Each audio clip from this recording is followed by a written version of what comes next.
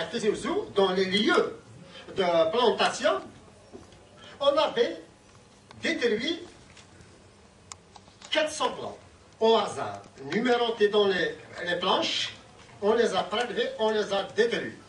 Et on avait constaté que 70% des plants de la pépinière de Gerbès présentent des défauts rédhibitoires. C'est-à-dire que normalement, que celui qui fait l'agrégage des plants doit rejeter. Et doit les rejeter. On ne doit pas les planter. Bon, déjà, l'étranglement du poignet, la spiralisation de la tige au niveau du poignet et la spiralisation des racines latérales. Bon, on a constaté aussi les défauts non rédhibitoires qu'on peut accepter.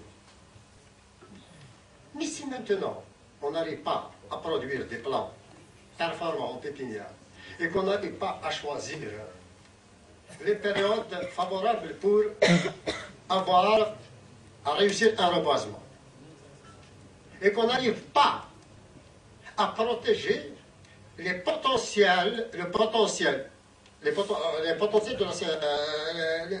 les subérés les plus importants d'Algérie, qui flambent pratiquement pendant la période estivale.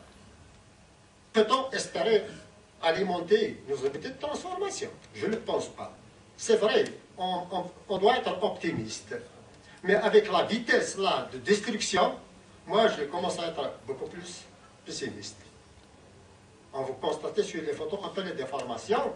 Alors, en conclusion, donc, je résume ma conclusion en une phrase. C'est que il faut avoir la volonté.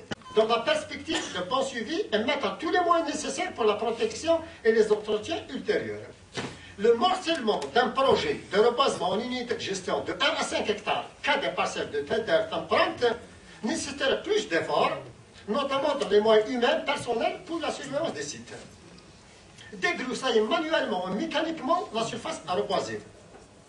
Router la parcelle sur une profondeur de à 40 cm, parce qu'on a constaté dans le cadre des deux projets que la parcelle idéale, c'est la parcelle de routée où on a obtenu les meilleurs résultats. Et planter au mois de février. Ouvrir des potées de dimension 30 x 30 x 30 cm. Reboiser des plants performants âgés de 6 à 9 mois.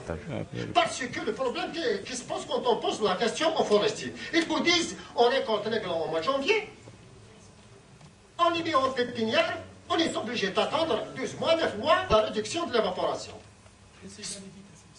Bon, alors, création des tranchées par feu, parce qu'on n'a pas analysé les tranchées par feu. On a constaté que dans certains vilayets, pour eux, la tranchée par feu ne joue pas son rôle, alors que c'est faux.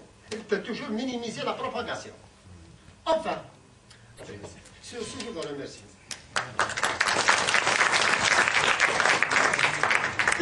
Merci bien, monsieur Adal, pour ces conseils très pratiques et certainement très utiles.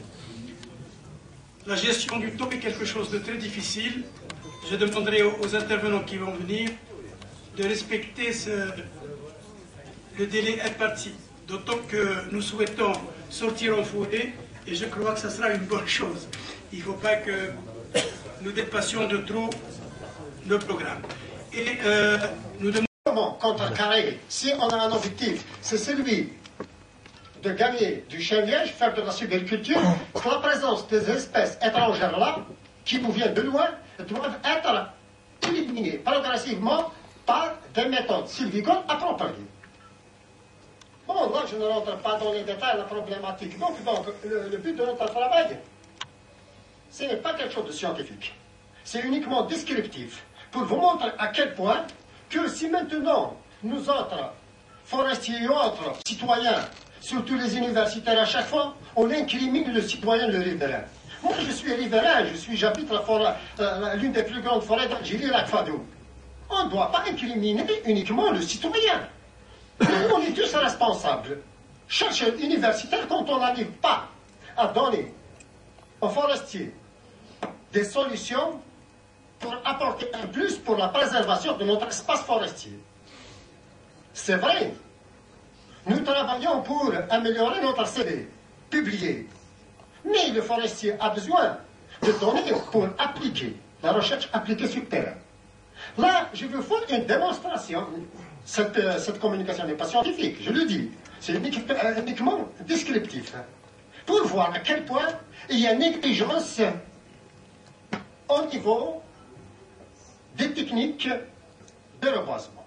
C'est tout simple, c'est très simple. J'ai essayé de faire une comparaison entre plusieurs reboisements à Béja et Tizi Ouzou. Donc, la superficie de reboisement entre Tizi Ouzou et Béja est de 360 hectares. Donc là, vous voyez sur le tableau les différentes formations et les différents travaux menés dans chacune des parcelles. Les terrains de reboisement choisis par les conservations s'étalent de février à avril 2005.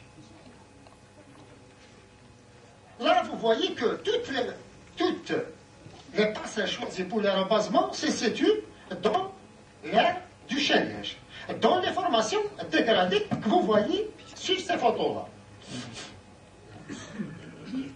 La méthode appliquée, on a essayé de faire un inventaire pratiquement, puisqu'il s'agit de lignes